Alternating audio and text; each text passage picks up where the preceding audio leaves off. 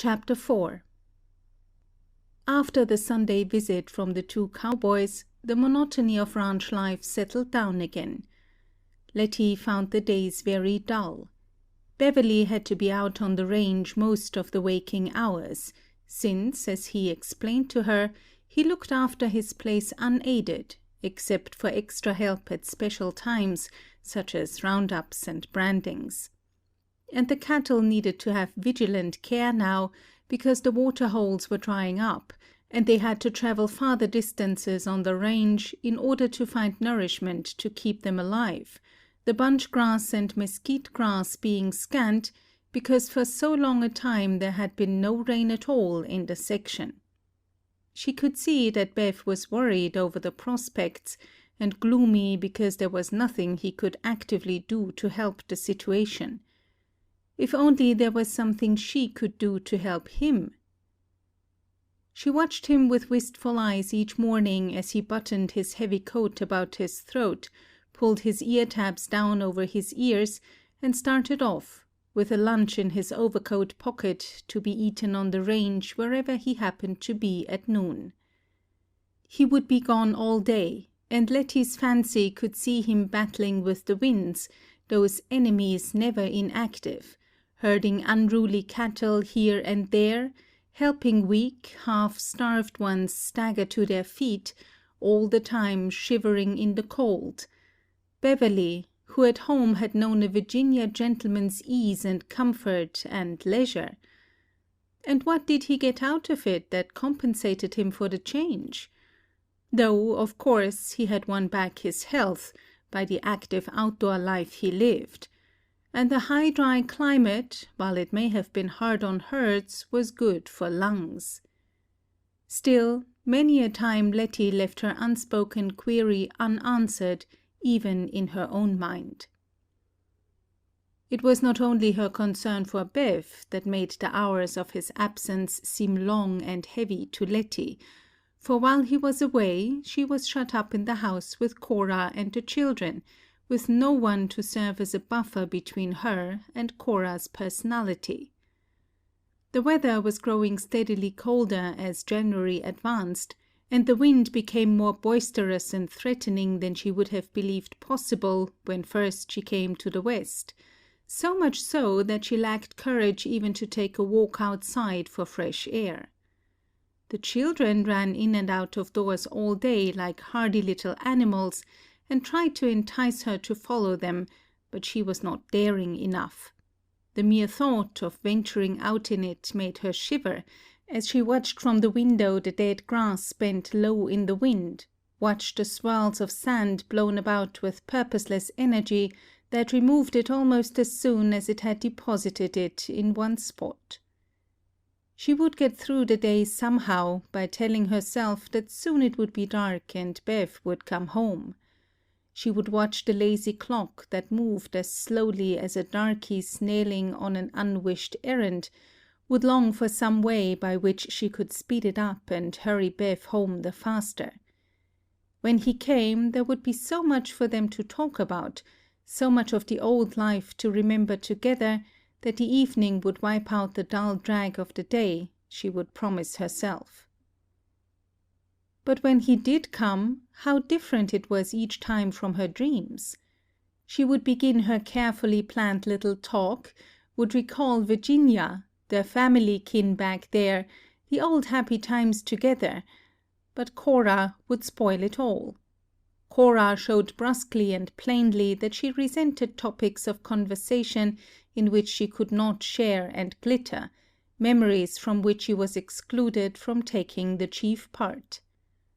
Cousin Bev was tired at night, it was true, but the lines would seem to smooth out of his face when he thought of the old life, and his eyes would shine again in the firelight. But Cora wished them to shine only for Texas. "The quicker you forget about Virginia, the better off you'll be," she told him one night. "Those old states are back numbers. Dead and don't know it. Give me a live one, like Texas." Had Cora by any chance ever heard of Miss Rose Douglas? Or did she with her native shrewdness fancy only that there might have been such a one in Virginia? Letty once said to herself rebelliously that Cora was the sort of woman who would, if thinking could poison every other pretty woman, reduce the feminine population by large numbers instantaneously. Cora had no intention of being ignored, even in occasional excursions of conversation. Reminiscence which did not include her was by that fact uninteresting, valueless, and not to be tolerated in her household. She had a personality that was acutely conscious of itself, that never for one moment forgot its ego, and would suffer no one about her to forget it. She had no trace of the considerate self-effacement which makes the friction of daily life less rasping, and which is considered an attribute native to woman. Cora was thoroughly a woman, though with a slashing selfishness by some considered masculine. She didn't mind work. She would cheerfully have performed all the household tasks by herself, and she would have gone hungry to feed her husband or her children or her guests, provided suitable recognition was given that sacrifice. What she was not willing to do without, what she demanded from all under her influence, was a constant awareness, a continual recognition of her personality. She wished everyone to be always aware of her existence, of her sex, of her ideas. She forced herself into the forefront of everyone's thoughts, with her overpowering personality, like a battering ram of beauty and sex and self-assertiveness. It was as if she perpetually beat her breasts and cried out vaingloriously, "Here I am! Look at me! Am I not beautiful and clever and alluring? How could one take eyes or thought off of me for an instant?" Letty noticed that her attitude was the same whoever was concerned. She commanded and commandeered notice and admiration from the children, or, if not admiration, attention and fear. Fear could serve as a substitute for approval with her, since fear signified real attentiveness. Letty perceived that if ever the children were completely absorbed in their lessons, or listening with ardent eyes to a story she was telling, or relating to her some incident of their play or experience, their mother would inevitably recall them to awareness of herself by some interruption that affected to seem plausible, but didn't really care overmuch about pretense, since authority was not to be questioned long. The child who was guilty of momentarily forgetting its mother's importance would be reminded by some errand that must be instantly attended to, some question that must be answered at length, till the previous attention had been shattered as a bubble, or, if need be, some rebuke that could be as sharp as occasion required. The interruption lasted till the interest was gone. If Letty were telling a fairy story, Cora might look up from her work to say, "You boys better get to your arithmetic. I don't want you to stop till you can say the multiplication table backwards as well as forwards, in your sleep if you was called on." And the children, as well as Letty, would be perfectly aware of Cora's sublime indifference concerning such tables. Junior grumbled in answer one day, "Aw, shucks! You never do let us alone to have any fun." Cora's rage flared up like fire on tow. "Shut your mouth, boy! If you don't want me to slap it shut! You expect me to make all these sacrifices for you to get an education, and then you laze along without studying?" Letty asked herself with silent bitterness what sacrifices were meant. Surely no salary was involved. On another occasion, when the children were listening intently to a geography lesson, when Letty was unrolling before their minds a panorama of Africa with its elephants, its jungles, its black men and women, Dan spoke up. "I saw a nigger in Fort Worth. Did you ever?" "Oh, a great many," said Letty with a smile. "Virginia is full of them, you know." The mother spoke up shortly. Dan, didn't I tell you not to leave your playthings round on the floor? Now you pick them up pronto. Aw, Mother, let me wait till I hear the end of this lesson, the boy pleaded, squirming under her belligerent gaze. You move when I speak to you, young man. If you don't, I'll wear you to a frazzle. And so the geography lesson was suspended for that day. It was hard enough for an inexperienced teacher to teach at best and try to round up undisciplined, coltish young minds that would rather race off to other pastures. But when you had to do your work under the hostile gaze of an eye that was never turned completely away, what could you do? Yet she must do the best she could for Cousin Beverley's children. One Sunday morning, when she had been there a couple of weeks, Beverley said at the breakfast table, I've got to go over to see Lige and Sourdough about some steers. Shall I hitch up the hack and take all of you over? Cora's face glowed for an instant at the prospect of a jaunt, but promptly clouded with remembrance. The baby's got a cold, and I can't take her out in this sharp wind. Then she seemed to consider something silently for a moment and spoke grudgingly, after an obvious struggle with her inclination. You can take Letty and Alice if you've a mind to. The boys can stay here with me.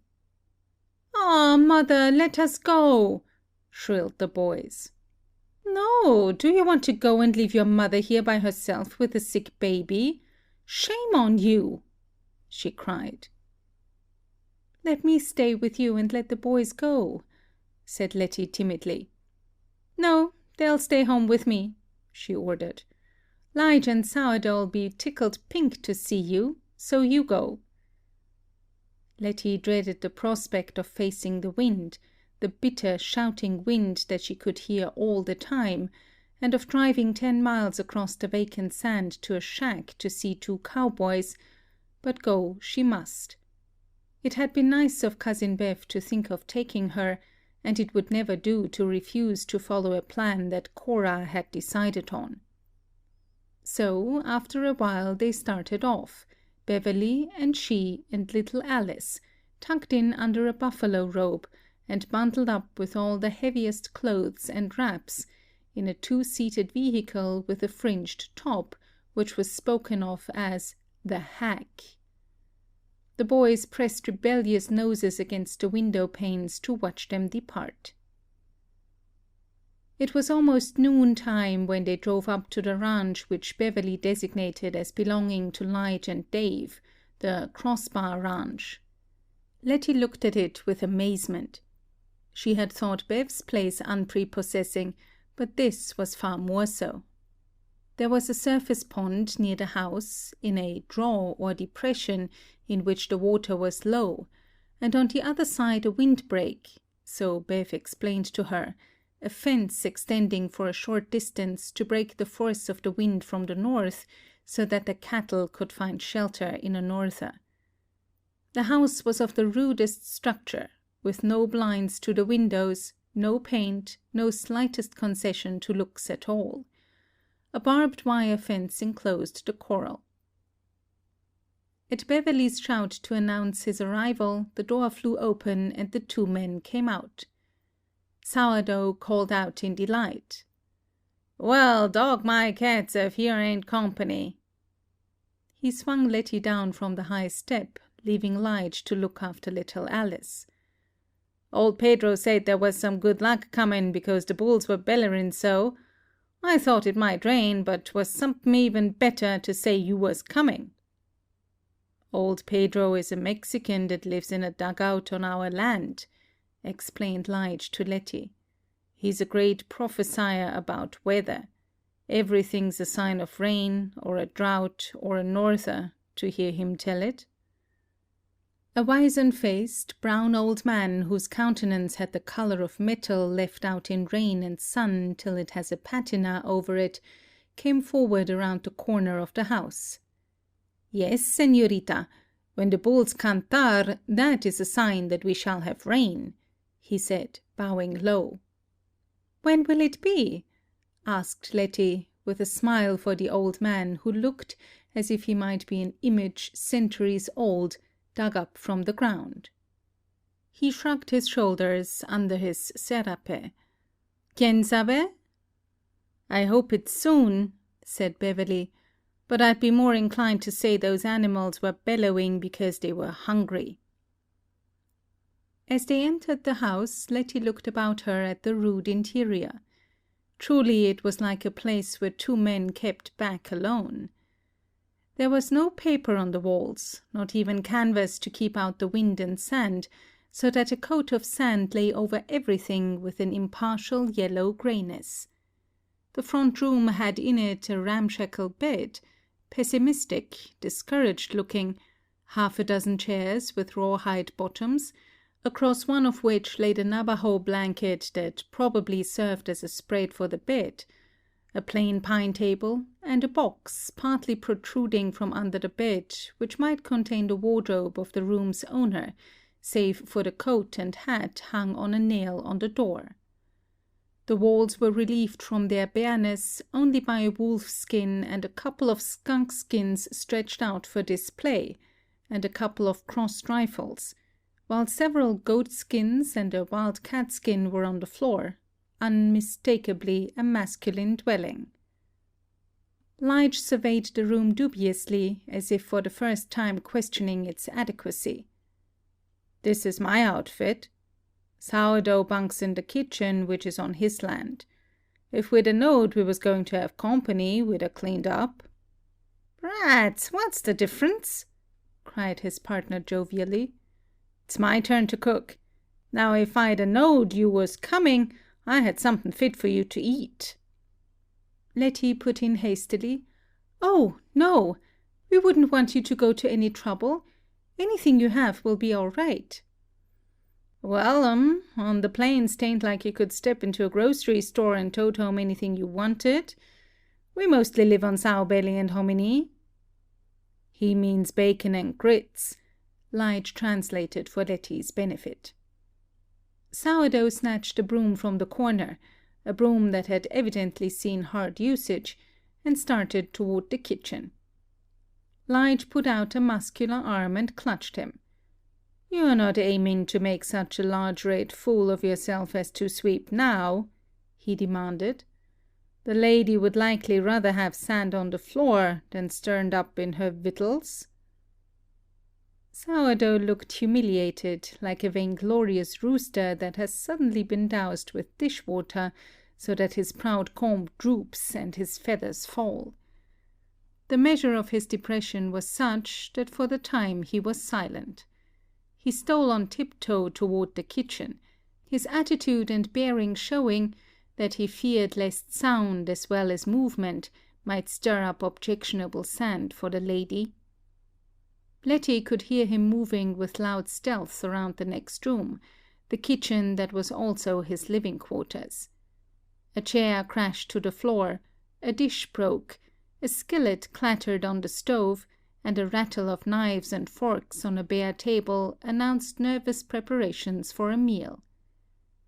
It was too bad for him to be in there doing it all by himself. Shouldn't she offer to go and help? Her eyes indicated such a scheme to Lige, who by his dissenting brows dissuaded her. Lige sat with arms folded across his chest, and smiled in sardonic enjoyment of the situation. It must be uncommon for Sourdough to be caught at a disadvantage, when he himself recognized or admitted the fact. It would serve them all right for the cook to sneak out of the back window and leave them to their hunger. But he wasn't doing that, for his noise of movements gave evidence of his continued presence and energy. Presently, the red roach of hair was stuck inside the door, and Sourdough hissed, with a malevolent look at his partner, "Chuck's ready. Bring your chairs." As they settled themselves at the table, he observed with gloom, "I hope you've got a gonsom feeling round your waistband, 'cause if you ain't, this here fodder won't seem tasty." "I'm hungry enough to swallow my tongue, as the darkies used to say in Virginia," cried Letty gaily. She didn't relish the idea of eating this cowboy cooking, but at least she could be polite about it. Perhaps if she talked enough, she could eat less without attracting attention to the fact. "Sorry, but you'll have to do your own ration. We ain't got no waiters," said the host. He pushed a dish of dark brown beans toward Letty. "Take some of these Mexican frijoles. Take plenty. Take them nigh all of 'em." Letty giggled as she helped herself. He was as amusing as a circus clown. "And help yourself to the son of a gun," he went on hospitably, handing her a dish of what appeared to be some sort of stew. "What?" she faltered, her politeness for the instant forgotten. "That's what the cowboys call this stew," Lige hastened to explain. Sourdough snatched the conversation from him. "Yes'm.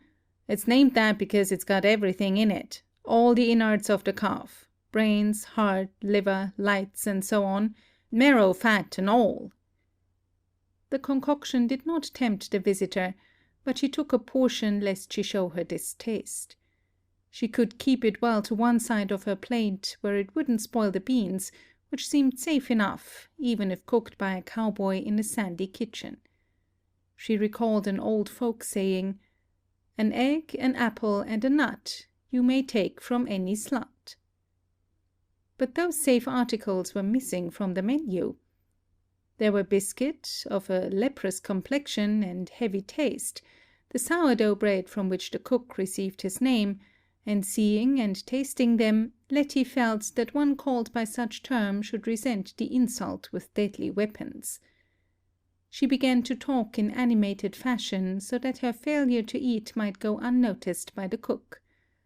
The coffee was strong as aqua fortis, mitigated by condensed milk poured drippingly from the tin can. Sourdough made conversation. "I understand Lige pretty near missed you the night you came," he observed to Letty. "Yes. A gentleman helped me off the train, and Mr. Lige was looking for me to be alone." "Gentleman's name?" demanded Sourdough with facetious but active curiosity. Letty blushed, and resented the fact so that she blushed more vividly. "Face hurt you?" inquired Sourdough solicitously. "I see it getting red." "No," she snapped, putting her hand to her cheek. "His name was Mr. Wirt Roddy. Do you know him?" "Yeah, but not much. Lives in Fort Worth. Big rich, I've heard say, but a skirt chaser." Letty flushed again at his crudity. Beverly spoke. "He owns a ranch up farther north. I've met him a few times." "He said he knew you," she commented in a tone that tried to be casual. She felt again the old disquiet of pulse and spirit that she had known on the train. The mere sound of the man's name, the bare thought of him, shot a strange electric thrill through her veins, fluttered her pulse, gave her a heady discomposure that was half pleasurable, half painful. She saw again the envelope bearing his name that she kept hidden in an old jewel box where she treasured her few trinkets, at the bottom of her trunk. But she'd never use it, of course. She thought much of Wirt Roddy during the drive back to the ranch, a drive made in silence for the most part. It wasn't easy to talk when to open the mouth for speech meant that the wind filled it with sand. Sand was an effective discourager of sociability, even though Letty was bitterly resentful of the fact, knowing, as she did, that she would not soon again be likely to have the chance for a long, uninterrupted time alone with Bev. To go back to the house that Cora filled with her dominant presence meant a spiritual smothering, but at that it wasn't so bad as to be literally smothered with sand, as might happen on the plains in the wind. There was nowhere else to go, no friendly neighbor, no second or third cousin or aunt by virtue of a marriage 100 years ago, as would be the case in Virginia. What a country! By the time the 10-mile drive was over, the icy wind and the cutting sand had made Letty grateful for warmth and shelter, even without friendly welcome. To be out of that awful wind, even in another woman's house, was good. But what a life to look forward to! No companionship, save with a silent, harassed man who worked all day long and was exhausted at night, a hostile woman whose antagonism was hard to understand, 4 restless children that had not known proper discipline. No company to be expected, save a couple of rough cowboys whose life was even more restricted, more primitive than that at Cora's house. And no refuge possible in nature. No friendly woods, no quiet valleys of beauty, no healing comfort of still peace and loveliness such as one could find in any walk in the country in Virginia. Outside, nothing but vast, desolate stretches of sand and dead grass, with a few stalks of bare grass with its spears frayed by the wind, stunted mesquite bushes, cactus, and prickly pear, and a demoniac wind lying in wait to torment its victims, a wind that was as knowing and as cruel as a devil or a maniac. Oh, for the calm and solitude of some still, woodsy nook in the country at home, some spot where she could relax and creep back into her soul's peace and happiness, if only for an hour. To look up at benignant trees that had seen generations of human beings pass, and by their silent strength could promise that even poignant griefs would pass in time.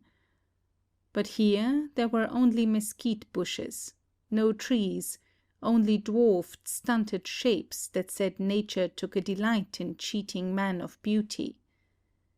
In Virginia there were rivers, calm and life-giving in their unhurried flow to the sea, and lakes with water-lilies, and alder-fringed banks, and little, talkative brooks that gossiped of the winds that blew over them, of the birds that sang and nested, of the squirrels and chipmunks and shy forest things that come near. With a swift, intolerable slab of homesickness, she was aware of all these things by a vision of the heart that was more revealing than physical eyesight could have been. She saw them. She realized them. At home even the weather was kindly in winter, with just enough cold to be bracing, enough snow to furnish sport for the children, and ice for skating on the lakes. While here? Oh, Mr. Wirt Roddy had been right in what he said. The wind was the worst thing about the life out here on the plains. But winter couldn't last always, and spring would come some day, so that she could go into the open and have a chance to be to herself now and then. To be alone at times was as cruel a need as hunger or thirst, she told herself. She had never known it before. But Letty found, after all, that other visitors did come to the ranch at times. Cowboys on their way to town would stop and have dinner, casually sure of their welcome. Ranch houses were few and far between, so that almost everyone passing stopped to get warm, or chat a while of local affairs, to take a meal or spend the night, and the boundless hospitality of the plains welcomed them all. As Letty listened to the talk of the visitors, she learned more and more of the frontier life and the Western character.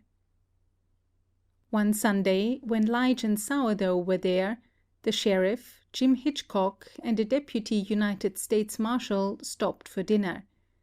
They explained to Bev and the cowboys that they were on the trail of some bandits that had held up a train a few days before and managed to get away. "Don't scare the visitin' lady with talk o' your violent deeds," drawled Sourdough rebukingly. "She ain't used to our rough western ways yet, and she might think we was harsh out here." The sheriff spoke up to reassure her. "I don't never aim to kill a man, ma'am, if I can arrest him without it. I've noticed a fella won't generally shoot as long as he'll talk to you, so I don't show a gun at first. But, ma'am, some of 'em won't talk to you." He paused. And then you shoot?" she faltered. "Yes'm. If I go out to get a man, I generally bring him in, dead or alive. As long as I'm sheriff of this county, I don't humour the criminals none." He twisted his little drooping moustaches and smiled reflectively. Letty shuddered.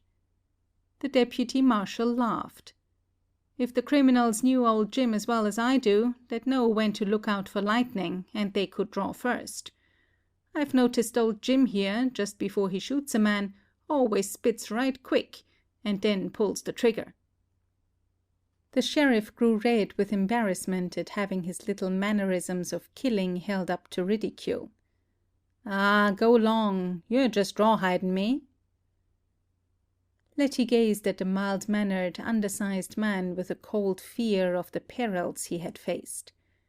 How did he ever come to be elected sheriff, when he didn't look brave? He looked as if he'd run from a Molly Cottontail, and his voice was deceptively soft and drawling. To think that he had shot men down, even if they were criminals trying to escape! She looked at his brown hands, almost expecting to see bloodstains on them. "Do you like being sheriff?" she asked him. He shook his head. "No, ma'am. When I serve this term of office out, I don't want no more gun-totin' jobs. My wife thinks it ain't so healthy. And I tell my boys for them never to be no officers of the peace." "It'll sure be hard to fill your place," averred Sourdough. "If I was to steal cattle or kill anybody or hold up a train in this county, I'd leave like a bat out of hell before old Jim got wind of it." "At that you wouldn't be quick enough," said Lige. "Old Jim's got coyote sense, and he's got an eye and an ear more'n the rest of us, that tell him when a crime's going to be committed, so he's generally on the ground before the six-shooter stops speaking." The sheriff smiled a slow, knowledgeable smile, and said nothing for a moment, and then he cut a look at Lige and his partner. "That extry eye of mine tell me some young squirts are studying about getting married. I see you're getting red in the comb." Sourdough growled an unintelligible expletive, and Lige reddened distressfully till his sun-browned face became the color of brick dust, and his outstanding ears were scarlet. Cora cut in vivaciously. "Well, you ain't got no objections, have you, Mr. Sheriff? 'Tain't no hanging crime in this country to fall in love and get married, is it?" He lifted a deprecating hand. "No, nothing that I feel any call to arrest them for. I think it's high time they was giving thought to the matter. Folks nowadays is awful late about marryin', seems to me. 'Twas different in my young days. By the time I was old enough to vote, I had a boy big enough to get up and build the fire for me in the morning." The dialogue gave Letty something new to think about.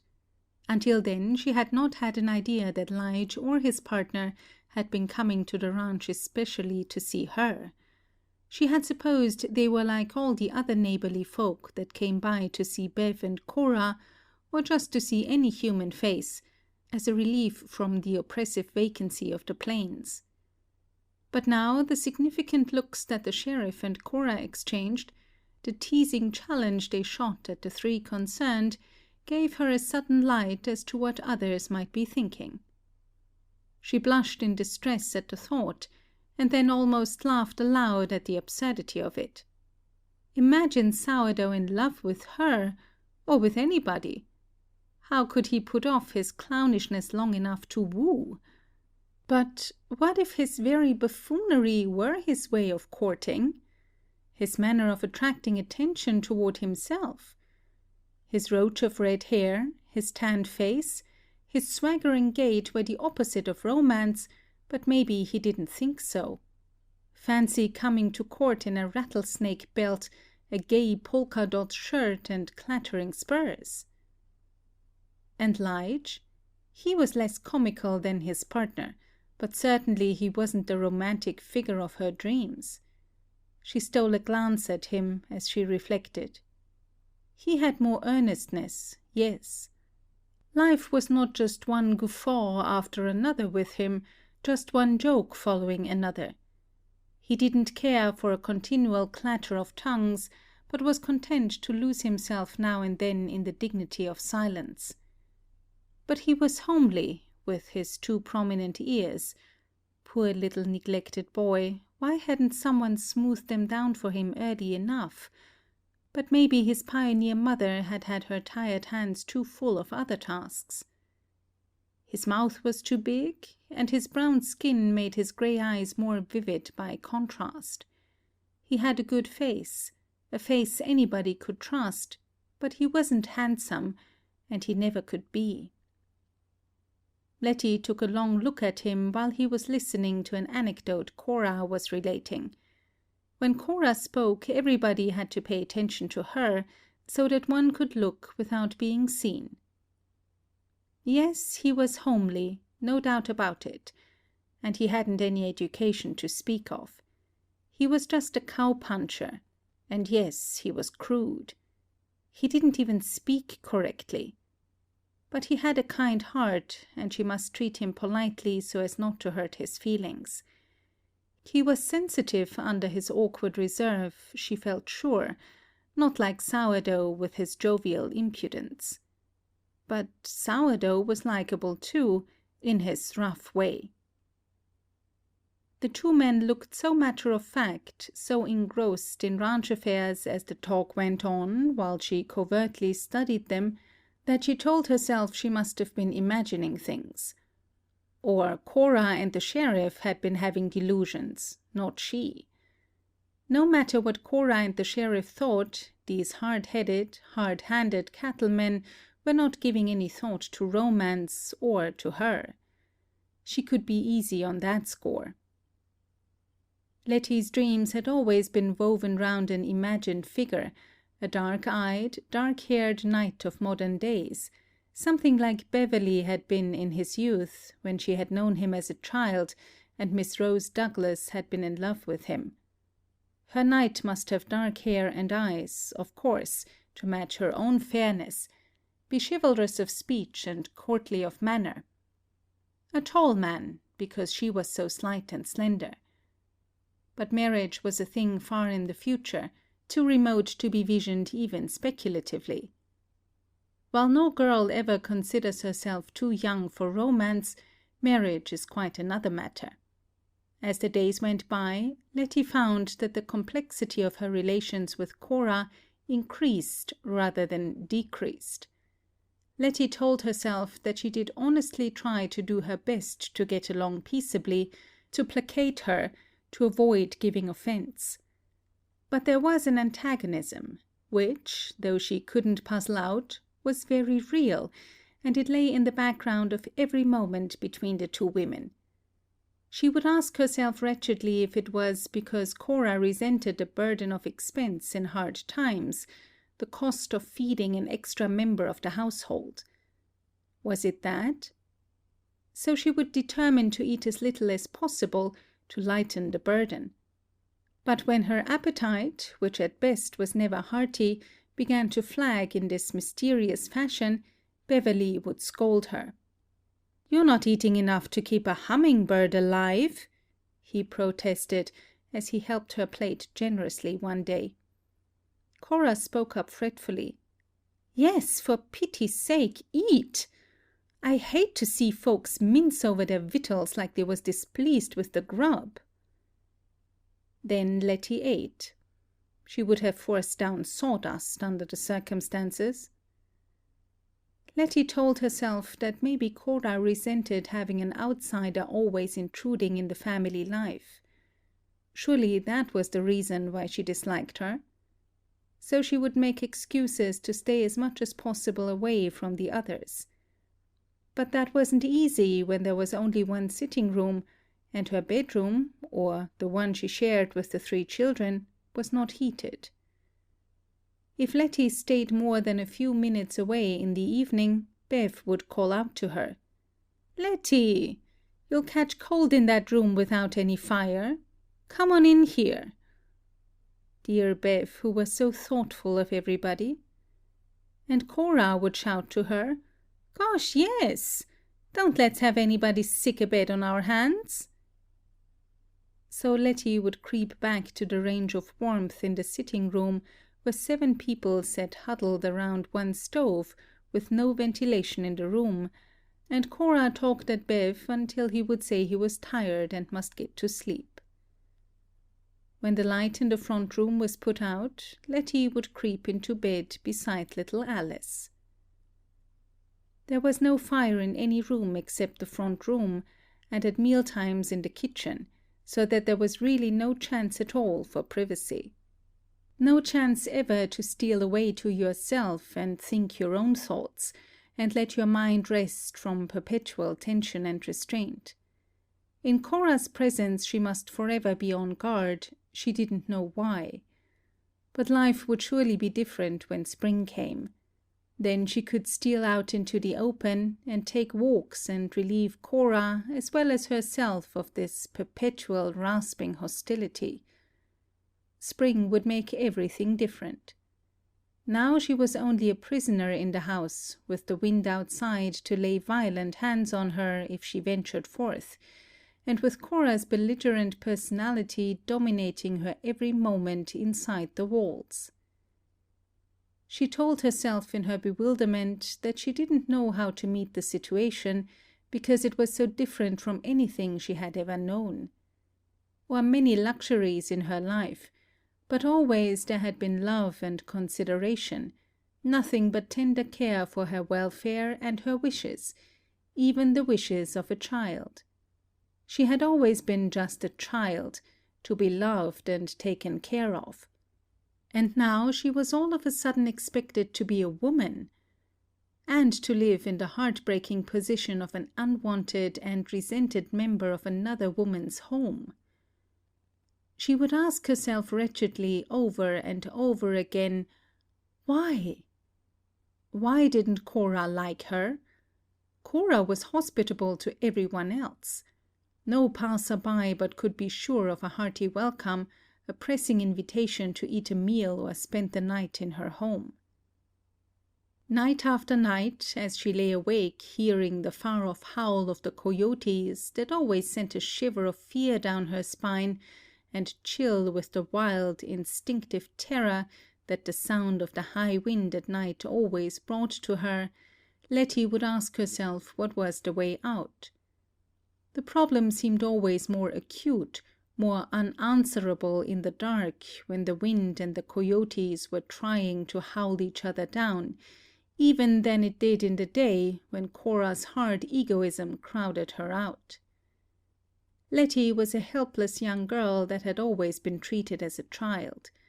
She had never been given responsibility, nor been expected to make decisions for herself, so that she felt bewilderingly weak and impotent. What could she do? She couldn't go back to Virginia, for there was no near relative to take her in. It would be asking charity to write to some old friend and beg to be given shelter and food. Her family pride revolted from the thought. The men of her family had always taken care of the women, and so it had seemed the natural thing to turn to Cousin Bev when her mother was dead. Of course, she hadn't known Cousin Bev's wife then. And the pastor hadn't reckoned with Cora when he had felt so sure that it was the wise and right thing for her to come to Texas to live with them. Should she write the pastor what a mistake she had made? If he knew how wretched she was, he would send her money for a ticket and tell her to come to his home. But he was poor himself and had a house full of children. No, she couldn't impose on him. And besides, to let him know would seem to be complaining of Cousin Bev, and that she never could think of. No, she must wait. When spring came, surely some way would open. So she tried to make herself as silent, as inconspicuous as possible in the house, like a little starved mouse that must not venture into notice, but must not attract suspicious glances because of its stillness either. The little mouse waited for spring to come, but spring was far away. And at night the coyotes slunk in packs about the place, uttering their querulous, quick yelps, and the wind wailed like all the horrors she had ever heard or read of, a banshee, a lost soul, a demon lover. On Sunday, Lige and his partner came to spend the day at Bev's ranch. Cora was always delighted to see them, radiating welcome and good cheer and gay spirits. Cora loved company when she had an excuse to put on her prettiest dress and arrange her shining hair with artful pains, to have the house in spotless order, to cook a good dinner that would bring praise from all who partook of it. Cora was perfectly happy on a Sunday when men visitors came in to spend the day. She would dominate the conversation as they sat together, men, women, and children grouped about the red stove in the box-like front room. Cora would be all aglow with animation, her cheeks flushed, her eyes dancing, her wonderful lustrous hair glittering with life and health and joy. Her hair was so alive that it seemed fairly to send off sparks of life and light. Sourdough was a good match for her. He too was buoyantly alive, and in a gale of high spirits, with an energy as wild and limitless as the force of the wind on the prairies, as if no hint of fear or hardship or suffering had ever touched him. Letty wondered if by some sort of magic he was not immune to suffering or harm, if he were not gifted with some secret that would repel danger or heartbreak as chain armor repels bullets and sends them harmless to the ground. This climate that so terrified and dwarfed her spirits and energies must in some way give an intoxicating stimulus and vigor to natures like Cora's and Sourdough's. His jokes were ready, his rough wit never flagging, his laugh instantaneous at each sally his hostess made, and they played up to each other so that their minds seemed complements of each other. Letty used sometimes to wonder how far Cora might have gone if she had had a wider training and culture, a broader opportunity, so that her native abilities might have developed more. With her beauty and her infectious spirits, she might have ruled a salon, like the women in French history, might have shaped the destinies of governments by her shrewdness and her dominance. How queer a thing was life that shut this heady creature with her wild, rich possibilities up in a little box-house on the prairie. On Sundays, when Cora and Sourdoughs led the conversation, making of it a riotous gaiety, the others were content to listen quietly, with no desire to interrupt. Beverly and Lige and Letty would sit, smiling at each other, to hear those two rattle on in a companionable silence that left no sense of constraint. Letty felt less unhappy on Sundays than at any other time, for then Beverly was at home, for one thing, and more rested, so that she could talk to him a little, shyly, now and then, when Cora was out of the room. Cora was always in such a good humor when company came, especially Lige and his partner, that Letty could creep out of her cranny of timidity a little and expand without fear of being hurt. One Sunday, when Letty had been at the ranch about 6 weeks, though it seemed to her as many years and more, the two cowboys came as usual for their weekly visit, but this time bearing important news. "Whoopee! Tie-yi-yi!" Sourdough shouted as they rode up. Cora poked her head out of the door. "What's up? Drought broke?" "No, but next best thing." He came into the house, followed closely by Lige, who was smiling his slow, uncomfortable smile. "There's going to be a rabbit twistin' at Cy Popplewell's 2 weeks from last Friday night, A week from next Friday. We come to let you know. Everybody invited and nobody slighted." "Sure?" cried Cora, her eyes glittering, her face glowing with anticipation. "That's fine!" "What is a rabbit twisting?" asked Letty, curiosity getting the mastery over her shyness. It must be something pleasant to arouse such enthusiasm in these three. Lige laughed, and as usual acted as interpreter for her.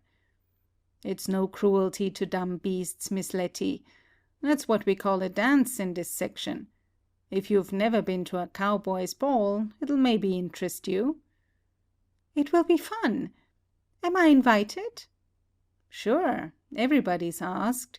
Everybody and his chillun and his dog will be there." Sourdough twirled his 10-gallon hat in nervous fingers and looked at Letty. "Me and Lige here drawed 6-shooters on each other to find out which one was to ask to take you. We decided it was a bad time to kill off either one of us, with drought on and all, so we settled it different. We load the peaceable and fair way would be for one to take you and the other to take you home. Agreeable to you?" Letty flushed and gave a hesitant look at Cora. She didn't know what Cora would wish her to do, and she didn't even know what she herself cared to do. These Western customs were so new to her. Her cousin decided the matter instantly. "Sure, that's much better than a fight between these two. Bev'll hitch up the hack and take me and the kids, so we'll all be there." "Children too?" asked Letty in amazement. Lige answered comfortably. "Yes, You see, so few folks live in this section, and so few sociables happen, that everybody has to turn out to make the crowd.